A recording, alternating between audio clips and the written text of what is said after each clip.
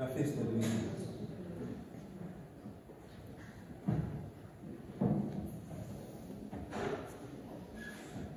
Ουσιότατες αδελφές, αδελφοί και αδελφές, ας ακούσουμε τώρα στην ελληνική γλώσσα την απόδοση του σημερινού Ευαγγελίου για να κλείσουμε κιόλας και να πάμε σε αυτή την πιο ιερή στιγμή που να ανακοινωνήσετε, έχοντας τα λόγια του Χριστού στο μυαλό σας. Εκείνο λοιπόν τον καιρό σήκωσε ο Ιησούς τα μάτια του στον ουρανό και είπε: Πατέρα, έφτασε η ώρα. Φανέρωσε τη δόξα του Υιού σου, ως το Υιό σου να φανερώσει τη δική σου δόξα. Εσύ του έδωκες εξουσία πάνω σε όλους τους ανθρώπους, έτσι και αυτός θα δώσει την αιώνια ζωή σε όλους αυτούς που του εμπιστεύτηκες. Και να ποια είναι η αιώνια ζωή, να αναγνωρίζουν οι άνθρωποι εσένα ως τον μόνο αληθινό Θεό, καθώς και εκείνος τους επουέστηλες, τον Ιησού Χριστό. Εγώ φανέρωσα τη δόξα σου πάνω στη γη, αφού ολοκλήρωσα το έργο που μου ανέθεσες να κάνω. Τώρα λοιπόν, εσύ Πατέρα, δόξασό με κοντά σε σένα με τη δόξα που είχα κοντά σου, προτού να γίνει ο κόσμος. Εγώ σε έκανα γνωστό στους ανθρώπους που τους πήρες μέσα από τον κόσμο και μου τους εμπιστεύτηκες. Ανήκουν σε σένα και εσύ τους έδωσες σε μένα που έχουν δεχτεί τον λόγο σου.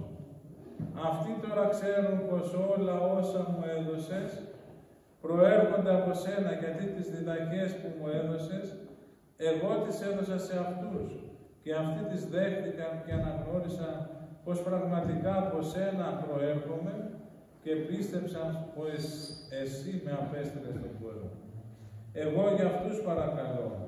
Δεν παρακαλώ για τον κόσμο, αλλά για αυτούς που μου έδωσες, γιατί ανήκουν σε σένα και όλα όσα είναι δικά μου είναι και δικά σου και τα δικά σου είναι και δικά μου.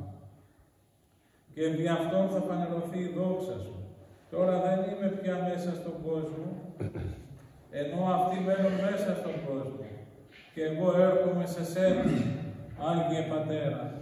Διατήρησέ τους την πίστη με τη δύναμη του ονόματός σου που μου χάρισες, για να μείνουν ενωμένοι όπως εμείς. Όταν ήμουν μαζί τους στον κόσμο, εγώ τους διατηρούσα στην πίστη και τη δύναμη του ονόματός σου.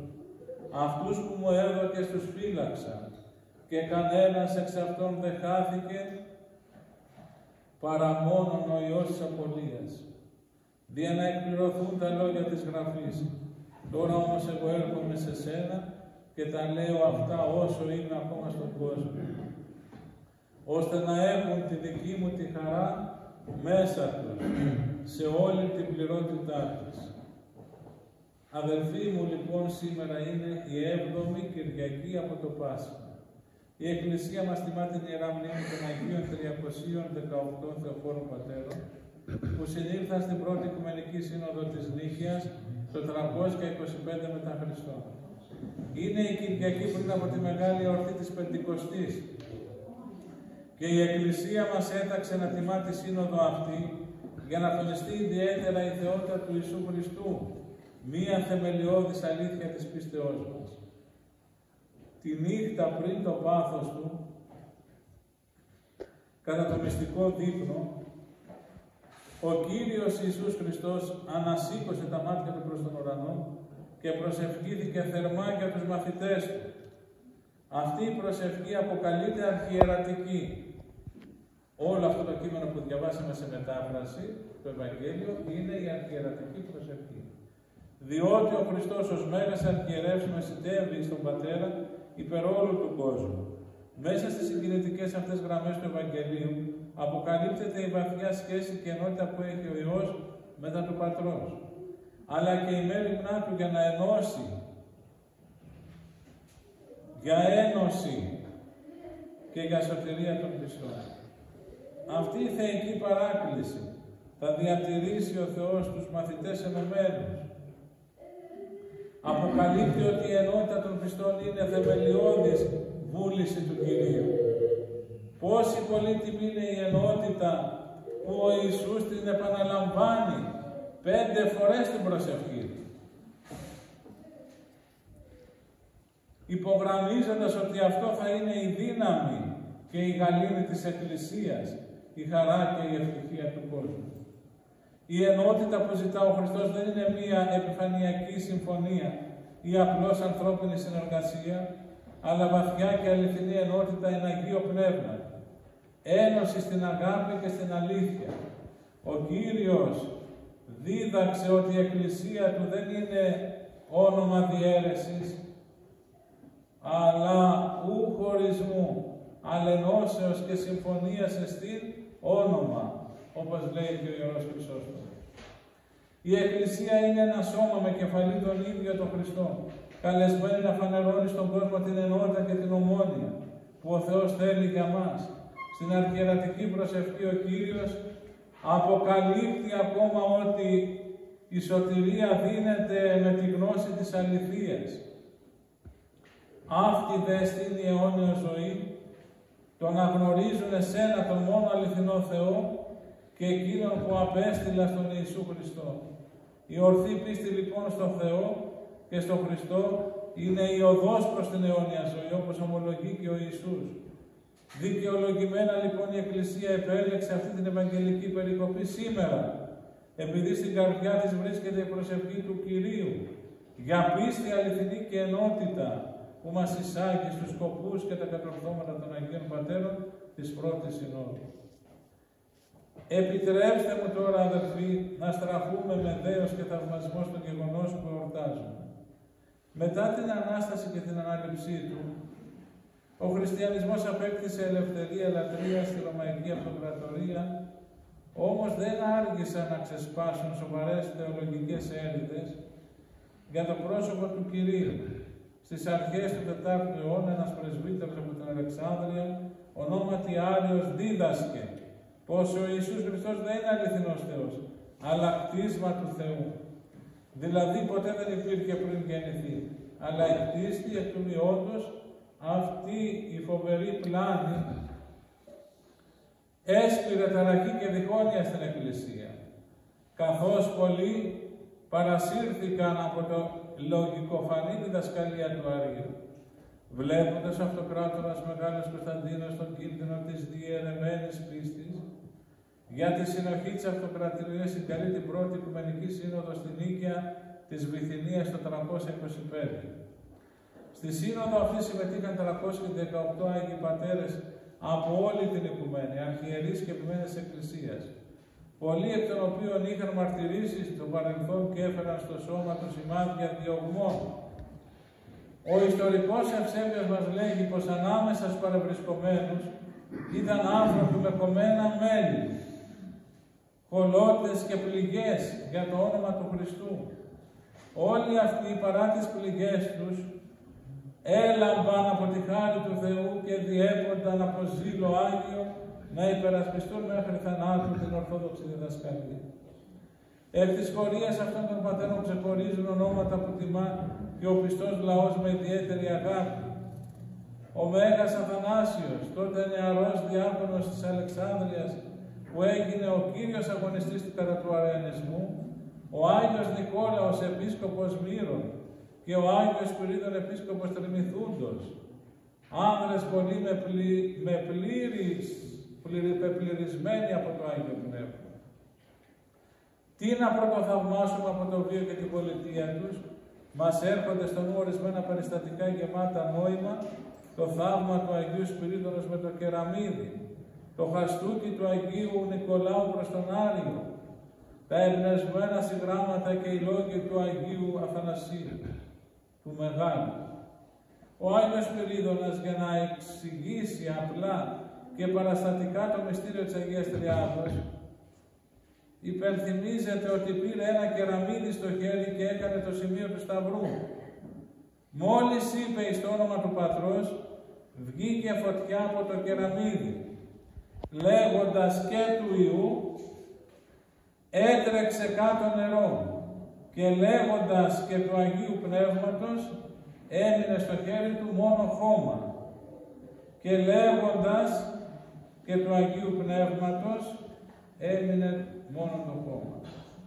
Με το θαυμαστό αυτό σημείο ο Αγιότατος Επίσκοπος Σπυρίδωνας έδειξε ζωντανά στον Άριο την άρρηκτη ενότητα της Αγίας Τριάδος.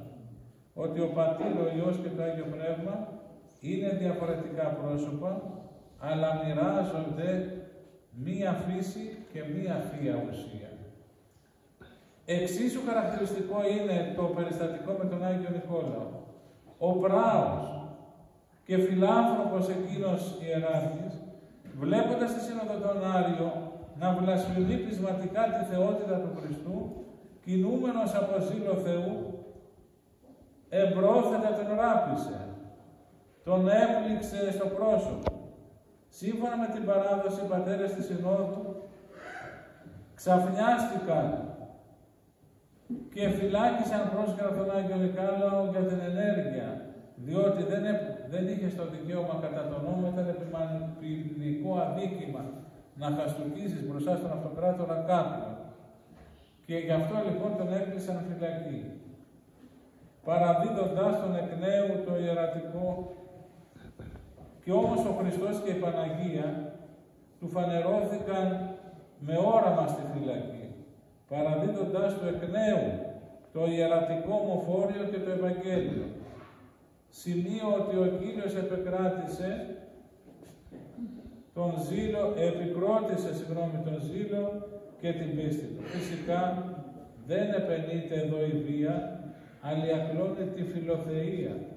Ο Άγιος δεν έπραξε αυθόρμητα από μίσος προς τον Άριο, αλλά θεώρησε τα λόγια του, ηρωνευόταν τη θεότητα του Χριστού, ως μεγάλη και συνεχιζόμενη βλασφημία ενάντια στο Πνεύμα του Θεού. Έτσι η ενέργειά του ήταν καρπός μιας ακατανίκητης αγάπης για την αλήθεια του Χριστού και όχι εκδίκησης. Οι 318 Άγιοι Πατέρες, μετά από πολλή προσευχή και συζητήσεις πολλές, τελικά καταδίκασαν παναγυρικά την αίρεση του Αρείου και διακήρυξαν ομόφωνα την αλήθεια, ότι ο Ιησούς Χριστός, ο Υιός του Θεού, δεν είναι κτίσμα ούτε κατώτερος του Πατρός, αλλά Θεός αληθινός, εκ Θεού αληθινού, γεννηθής προπάντων των αιώνων, ομοούσιος ο Πατρί. Αυτή η λέξη ομοούσιος ήταν καθοριστική. Σημαίνει ότι ο Υιός είναι μία ουσία με τον Πατέρα, ίδιος κατά τη θεϊκή του φύση, και όχι έτερο κτίσμα, όπως έλεγε ο Άριος. Οι πατέρες κατέγραψαν την πίστη αυτή στα πρώτα άρθρα του Συμβόλου της Πίστεως και έχετε ακούσει και ψάλλουμε βέβαια και σε κάθε λειτουργία. Η μνήμη των Αγίων Πατέρων δεν είναι λοιπόν απλώς ιστορική, είναι μια ζωντανή παρακαταθήκη για μας σήμερα. Στο Αποστολικό Ανάγνωσμα που επίσης διαβάζεται σήμερα, ακούσαμε την προτροπή του Αποστόλου Παύλου προς τους ποιμένες της Εκκλησίας. Προσέχετε στον εαυτό σας και σε όλο το πίμνιο, το οποίο το Άγιο Πνεύμα ους έθεσε, σας έβαλε επισκόπους για να ποιμάνετε την Εκκλησία του Κυρίου, που απέκτησε με το δικό του αίμα. Αυτή η προτροπή δεν είναι μόνο για τους επισκόπους, αλλά και για όλους μας, να μένουμε πιστοί και να προσέχουμε την Εκκλησία, να διαφυλάτουμε την παράδοση και την πίστη που μας παρέδωσαν οι Άγιοι Πατέρες, ενώ παράλληλα να ζούμε με αγάπη μεταξύ μας. Δυστυχώς όμως, στην εποχή των πατέρων παραμόνευαν αιρέσεις. Έτσι και σήμερα υπάρχουν διάφορες νέες διδασκαλίες και ρεύματα που προσπαθούν να διαστρέψουν ή να χαλαρώσουν το δόγμα της Ορθοδόξου πίστεως. Ο καλύτερος τρόπος να μείνουμε στην αλήθεια είναι να μην παρεκκλίνουμε ποτέ από τη γραμμή των Αγίων Πατέρων της Εκκλησίας και από τις αποφάσεις των Οικουμενικών Συνόδων. Η σημερινή ορθή δεν είναι ζωντανή υπενθύμηση της σπουδαίας παρακαταθήκης που μας άφησε, είναι σπουδαία υπενθύμηση που μας άφησαν οι πατέρες που συνεκρότησαν τη Σύνοδο της Νικαίας. Μας καλεί λοιπόν να μοιράσουμε και εμείς, να μιμηθούμε λοιπόν και εμείς το παράδειγμά τους. Μπορεί να μην χρειαστεί να συνέλθουμε σε Σύνοδο, όμως καθένας μας καλείται καθημερινά να μάχεται υπέρ της πίστεως. Με τον τρόπο του, να κρατάει και έλεγε την Ορθόδοξη Ομολογία στην ψυχή του, να μελετάει τις Γραφές και τους πατέρες, να ζει με κατάνοιξη και αγάπη. Οι Άγιοι Πατέρες δεν ήταν ψυχροί διανοούμενοι, αλλά Άγιοι στην πράξη. Πέρα από τη θεολογική τους κατάρτιση, ήταν γεμάτη προσευχή και μετάνοια, ταπείνωση και αρετή. Οι μεγάλες αλήθειες που διατύπωσαν δεν ήταν κενό γράμμα. Εάν δεν συνοδεύονταν από βίωμα αγιασμένο, δεν θα είχαμε, αδερφοί μου, αυτά τα αποτελέσματα. Δικαίως λέγεται ότι η Ορθόδοξη Θεολογία είναι καρπός αγίας ζωής. Εμείς λοιπόν όταν τιμούμε τους πατέρες, όχι μόνο δοξάζουμε τον Θεό για την διδασκαλία τους, αλλά εμπνεόμαστε και από την πολιτεία τους. Μας καλούν να μείνουμε ένα, όπως εκείνοι με μία καρδιά ομολόγησαν μία πίστη.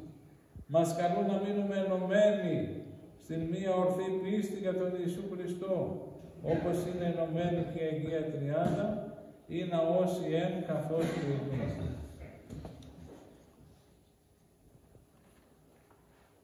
Γι' αυτό, αδελφοί μου, πρώτα επιβάλλεται να σας πω, έχουμε την ελευθερία. Όποιος θέλει από εσάς μπορεί να γίνει ό,τι θέλει, και μουσουλμάνος και βουδιστής και ό,τι θέλει. Αλλά όμως αυτό που παρακαλώ, και προτρέπω και τους φίλους μου, πολλούς που πήγανε και μείνανε σε βουδιστικά μοναστήρια για να δούνε τον βουδισμό, οι οποίοι δεν ξέρανε, αδέρφια μου, τι είπα να πει νοερά προσευχή, τι είπα να πει δόγμα, τι είπα να πει Χριστός, ποια είναι η υπόσταση του Χριστού, δεν την ξέρανε. Και πήγανε λοιπόν και υποταχθήκανε στον ηγούμενο, στον γκουρού των μοναστηριών αυτών. Ένας φίλος μου δέκατσε και ένα μήνα. Και του λέω, βρε παιδί μου, πάει να γίνει ό,τι θέλεις. Αλλά είναι σωστό, του λέω, να μην ξέρεις τι πάει να πει νοερά προσευχή, να μην ξέρεις τι πάει να πει Ορθοδοξία, να μην ξέρεις την αυλή σου και να πηγαίνεις τώρα σε ένα βουδιστικό μοναστήρι στην Ινδία, να μείνεις ένα μήνα. Μάθε, του λέω, ποιοι είμαστε. Μάθε την πίστη σου και μετά κάνε ό,τι θέλεις, πήγαινε όπου θες. Διότι πώς θα συγκρίνεις, με τι θα συγκρίνεις το μουσουλμανισμό, με τι θα συγκρίνεις το βουδισμό, με τι θα τους συγκρίνεις, πώς θα συγκρίνεις. Πώς θα δεις ότι η αλήθεια είναι δύναμης, πώς θα ξεχωρίσεις τα πνεύματα. Μπορούν, αδέρφια μου, να ξεχωρίσουν διάολο από Χριστό, από Άγιο, μπορούν να ξεχωρίσουν κακό από καλό. Μόνο ένας χριστιανός, με τη δύναμη, ο πιο απλός χριστιανός, αλλά πιστός, και ένα μικρό παιδί, με τη δύναμη του Σταυρού, μπορεί να ξεχωρίσει το καλό από το κακό. Μπορεί να ξεχωρίσει τον διάβολο από τον άγγελο. Δεν μπορεί καμιά άλλη θρησκεία να το κάνει. Γι' αυτό είναι έρμεα πολλών διαβόλων, να ξέρετε. Ένα αυτό το οποίο θέλω να το παρατηρείτε.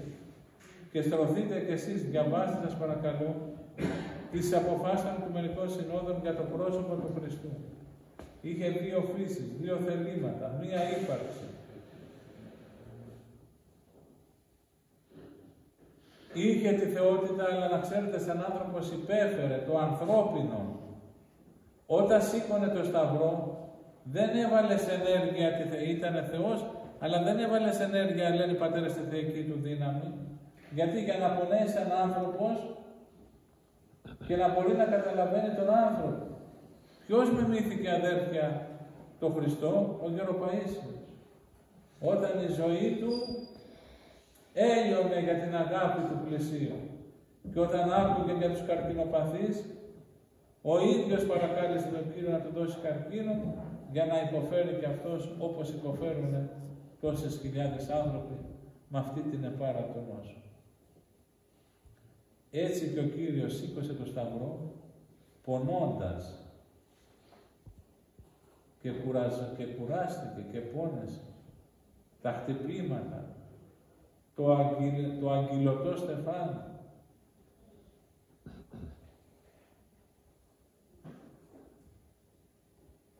Γι' αυτό και εσείς, αδέρφια μου, θα ήθελα πάρα πολύ. Πρώτα, αν δεν γνωρίσουμε τον Χριστό, είναι άχρηστο τώρα. Και εκκλησίες και τα πάντα. Δεν τις κάνουμε. Εμάς τι θα μας κάνουμε? Τους χριστιανούς δεν τους κάνουμε. Χωρίς Χριστό, χωρίς να έχετε γνώση του Χριστού, δεν υπάρχει τίποτα. Και σήμερα ξέρετε τι έλεγε μεταξύ των άλλων και η αρχιερατική προσευχή.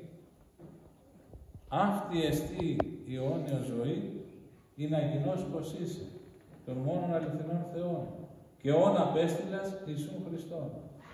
Αυτή είναι. Χωρίς Χριστό δεν αθανατίζουμε, δεν αιωνοποιούμεθα, δεν αυταρτίζουμε.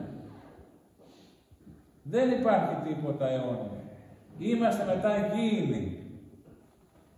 Πεθαίνουμε και εξαφανιζόμαστε. Αιωνοποιούμεθα όμως με τη σχέση μας με τον Κύριο. Και αυτό που μας καταξιώνει να αιωνοποιηθούμε, να γίνεται αθάνατη, να γίνεται άφθαρτη, είναι η Θεία Κοινωνία, αδέρφια μου. Που τι ζητά ο Κύριος? Να προσέρχομαι με ταπείνωση στη Θεία Κοινωνία. Και όχι με τη μύτη ψηλά και τους εγωισμούς τους εσωτερικούς, σαν να είμαστε εμείς οι αλάνθαστοι και οι Άγιοι, με ταπείνωση. Ούτε παπάς, ούτε δεσπότης θα σωθεί, ούτε λαϊκός, αν δεν υπάρχει ταπείνωση. Δεν σωζόμαστε, αδέρφια. Και ταπεινής δίδωση χάρη. Και το Άγιο Πνεύμα στους ταπεινούς κάθεται. Στους ταπεινούς έρχεται. Στους ταπεινούς ενεργοποιείται. Γι' αυτό λοιπόν σήμερα, αυτή την Αγία και Μεγάλη μέρα, για τη γνώση του Θεανθρώπου Ιησού Χριστού. Είδατε μόλις το 3.13 με το διάταγμα των Μεντιολάνων ανακηρύσσεται για αναξαρτησία, δεν έφτανε που η Εκκλησία τράβηξε τα μύρια ως αυτούς τους 3 αιώνες και σκοτωνόντουσαν και μαρτυρούσαν παιδιά, γυναίκες, γέροι, νέοι στο βωμό της πίστεως και είχαμε χιλιάδες εκατομμύρια μαρτύρων αυτούς τους 3 αιώνες. Αλλά μετά μας έπιασε το εσωτερικό δαιμόνιο να λέει ο καθένας ό,τι του κατέβαινε στο κεφάλι του για τον Χριστό και για τους Αγίους. Η Εκκλησία από τον 4ο αιώνα μέχρι και το τέλος της 7ης Οικουμενικής Συνόδου εμαρτύρησε για να βγάλει τις αλήθειες αυτές. Δεν ήταν εύκολο πράγμα. Εμείς τα πέραμε όλα έτοιμα. Και μόνο το σύμβολο της πίστεως να διαβάζετε, αυτό είναι η ταυτότητα της Εκκλησίας. Η ταυτότητα της Εκκλησίας είναι το σύμβολο της πίστεως. Και να το καταλαβαίνετε και να το γνωρίζετε, αυτό είναι αρκετό να είστε οδηγημένοι μέσα στην Ορθοδοξία. Γι' αυτό λοιπόν θα πρέπει πρώτα ο Θεός να τα μάθετε καλά. Και μακάρι κάποια φορά να καθίσουμε έτσι επιμακρών μετά τον καφέ και να πούμε όλα τα περί του Χριστού που λένε οι Άγιες Οικουμενικές Σύνοδοι. Και να ξεκαθαρίσουμε ποιο είναι το πρόσωπο του Χριστού. Χωρίς να το ξεκαθαρίσουμε το πρόσωπο του Χριστού, αν δεν το ξεκαθαρίσουμε και αν δεν πλησιάσουμε τον Κύριο, ματαιοπονούμε. Τίποτα δεν κάνουμε. Και δεν είναι, αδέρφια μου, σωστό να γερνάμε μέσα στην Εκκλησία, να μεγαλώνουμε και να μην ξέρουμε πόσες φύσεις έχει ο Θεός, ο Χριστός. Να μην ξέρουμε αν έχει μία υπόσταση. Να μην ξέρουμε πόσα θελήματα έχει. Να μην ξέρουμε πώς θα είναι το σώμα του, πώς είναι το σώμα του μετά την Ανάσταση. Αυτά και άλλα πολλά θέλω να σας πω, αλλά ο καιρός δεν μας το επιτρέπει.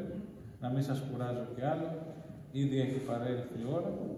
Σας εύχομαι καλό υπόλοιπο να έχουμε, με το καλό και την Αγία Πεντηκοστή να εορτάσουμε και θα χαρούμε πάρα πολύ να σας δούμε. Το Σάββατο θα έχουμε ψυχοσάββατο, όπως ξέρετε.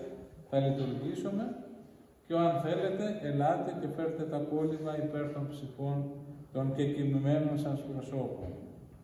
Επίσης θα έχουμε και τα 3 χρόνια της αγαπητής μας μακαριστής Θεοδόρας, μιας ευλαβεστάτης γυναίκας, του Κυρίου Θόδωρα η γυναίκα, η οποία είχε αντέτοια αναζήτηση, αδέρφια μου, του Χριστού. Εμένα μου ερχόταν, είχα έρθει τότε, είχα 3 εβδομάδες που πρώτο ήρθα. Κλείνω και εγώ 3 χρόνια, έχω κλείσει. Και ερχόταν την ώρα μες στο καφέ, που είναι ένα καφέ και εγώ σηκώνομαι να φύγω και με κυνηγούσε από πίσω μέχρι να πάω στο αυτοκίνητο και μου έλεγε τα δικά της. Πώς την έκαιγε το θέμα, πώς θα πλησιάσει τον Χριστό. Και επίσης κάτι άλλο φοβερό. η ελεημοσύνη της δεν μπορείτε να ζητιανωθεί. Και σε εμάς βοηθούσε πάρα πολύ, αλλά βοηθούσε όμως να ξέρετε και παντού. Και φτωχές οικογένειες και παιδιά και άλλα μοναστήρια και άλλες εκκλησίες. Ένας άνθρωπος που η ζωή του ήταν μόνο ελεημοσύνη.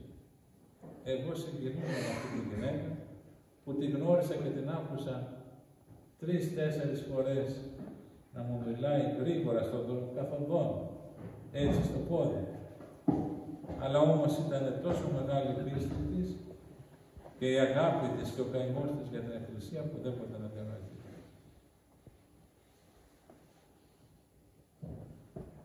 Επίσης, εδώ έχουμε και κάτι άλλο που το έχω ξαναπεί. Θα ήθελα να συμμετέχετε στη Θεία Λατρεία και με διάφορα πράγματα. Ας πούμε, να βάζετε λίγο λάδι, να κάνετε πρόσφορο όπως κάνετε ορισμένοι και χαίρομαι. Να κάνετε, είχαμε πει και μια φορά, και αρτοκλασία σε μεγάλες γιορτές. Εμείς στα νησιά δεν έχουμε αυτό, εσείς δεν κάνετε αρτοκλασία. Άμα έχουμε δεσποτική εορτή, ουδέποτε είναι άνευ αρτοκλασίας ή δεσποτικές εορτές. Εγώ δεν σε το κάνουμε κάθε εβδομάδα ή σε κάθε άλλη μέρα. Τουλάχιστον στις εορτές του Χριστού, πρέπει οπωσδήποτε να γίνεται αυτή η ανάμνηση του χορτασμού των 5.000 ανθρώπων με τους 5 άρτους. Είναι ανάμνηση αποστολική, χριστιανική, ανάμνηση των χρόνων του Χριστού, του γεγονότος που έγινε από τον ίδιο τον Κύριο. Θα ήθελα να συμμετέχετε και στα ολάδια, για τα καντήλια, να συμμετέχετε στα πρόσφορα, να κάνετε κάποια αυτοκλασία, να συμμετέχετε στα κεριά. Τι να πάρετε ένα πακέτο κερί και να το φέρετε το αφιερώσετε. Θα ήθελα δηλαδή αυτά τα αθηνία με τα οποία χρησιμοποιούμε για τη Θεία Λατρεία, μην φέρετε χρήματα, δεν έχουμε χρήματα. Φέρετε είδος, να έχετε ευλογία στα σπίτια σας. Δεν υπάρχει στα νησιά, σας πω κάτι. Θυμάμαι όταν πήγαινα και στους Λειψούς. Βρε παιδί μου, δεν έπαιρνα, ας πούμε, από η ενορία, δεν έπαιρνα από το παγκάρι να πάρει κεριά, θυμιάματα, λάδια και όλα αυτά που είναι έξοδα. Φροντίζαν οι ευλαβέστατες γυναίκες να κάνουν τα πάντα. Και επίσης θα ήθελα να σας πω και κάτι άλλο. Επειδή ο πατήρ Δημήτριος μας, που έκαμε εδώ 10 χρόνια σαν εφημερίδας, και έρχεται όταν εγώ λείπω και αποσιάζω, θα είναι και αυτούς τους 2 μήνες εδώ, και είναι ένας ρέκτης κληρικός και βοήθησε πάρα πολύ τη μονή μας και τις αδερφές μας στον ντεκόρ και στη διακόσμηση του καθολικού μας εδώ. Έχει ειδοποιήσει έναν αργυροχό να μας επιχρυσώσει τα καντήλια, γιατί αυτά είναι ψεύτικα, ξέρετε, και κάθε 5-7 χρόνια θέλουν μια συντήρηση και μια επιδιόρθωση. Και θα ήθελα και εσείς να συμμετέχετε, θα σας πούνε και οι αδερφές, θα σας πούμε μια Κυριακή πότε θα είναι, να συμμετέχετε και εσείς σε αυτά. Και έχουμε πει και κάτι άλλο. Και για τον Πολυέλαιο θέλουμε και αυτός να το πούμε. Και θα κάνουμε και μερικές αγιογραφίες, θα σας δείξουν οι αδερφές μετά που είναι σε ορισμένα σημεία. Όποιος μπορεί, και όποιος θέλει, και όποιος δυνατό, όχι ένας που δεν μπορεί, άλλοι μόνο. Αρκεί η προσευχή του, να κάνει προσευχή. Στο χορό λοιπόν αυτό που είναι το κυκλικό στο Πολυέλαιο, είναι όλα χάρτινα είναι αυτά και θέλουν οι αδερφές σιγά σιγά να τα κάνουμε αγιογραφία όλα και να μπει και το ονοματάκι σας πάνω. Όποιος θα κάνει μια αγιογραφία θα μπαίνει πάνω το όνομά του μνημόσυνο. Αυτά τα λέω με πολύ αγάπη, αυτά σας τα λέω εν το ονόματι της ενότητας. Όπως θα ζητούσα από τον πατέρα μου και τη μητέρα μου και τα αδέρφια μου να κάνουν κάτι σε μια εκκλησία που θα ήμουν, με το ίδιο θάρρος και την ίδια αγάπη και την ίδια ενότητα της πίστης, τα λέω και σε εσάς. Και άμα θέλετε θα τα δώσετε και εσείς κατευθείαν, μην τα δώσετε σε εμάς. Εκεί θα σας πούμε τον αγιογράφο να διαλέξει ο πατέρας Δημήτριος ένα καλό αγιογράφο που να ξέρει να αγιογραφεί, γιατί και αυτό είναι ένα θέμα ορθόδοξο. Εγώ νομίζω ότι άμα κάνουμε τις καλικατούρες, και αυτό είναι βλασφημία για τον Άγιο. Και πρέπει να έχουμε και ένα καλό αγιογράφο που μπορεί να αποδώσει το πρόσωπο του να μπορεί να αποδώσει τα πρόσωπα των Αγίων και ο πατέρ Δημήτριος εγγυάται γιατί έχει γνώση από την τέχνη και θα μας βρει και μια καλή αγιογράφη. Αυτά, αγαπητέ μου αδέρφια, με πολύ αγάπη. Ο Κύριος να σας στηρίζει, να σας ενισχύει. Είμαι πολύ χαρούμενο σήμερα που ήρθατε περισσότεροι έτσι. Και θα είμαι πολύ χαρούμενο να σας δω και το άλλο Σάββατο και την άλλη Κυριακή και την άλλη Δευτέρα. Αμήν.